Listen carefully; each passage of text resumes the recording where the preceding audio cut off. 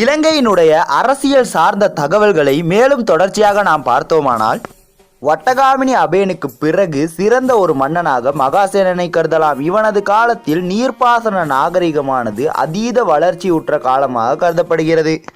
அந்த வகையில் அதற்கு தொண்டாற்றிய மன்னர்கள் தொடர்பாக மகாவம்சத்தில் சிறந்த ஒரு முறையில் குறிப்பிடப்பட்டுள்ளது. இலங்கையின் முதல் குலமான அபேவாவியை கட்டிய பண்டுகாபேன் முதற்கொண்டு பாரிய குளங்களை அமைப்பதற்கு முன்னோடியாக இருந்த வசபன், அத்தோடு சேர்த்து ஆயிரக்கணக்கான குளங்களை அமைத்த மகாசேனன் வரையிலான வரலாற்று தகவல்களையும் அவர்கள் எதிர்கொண்ட சவால்களையும் செவ்வனே சிறப்பாக மகாவம்சம் குறிப்பிட்டுள்ளது.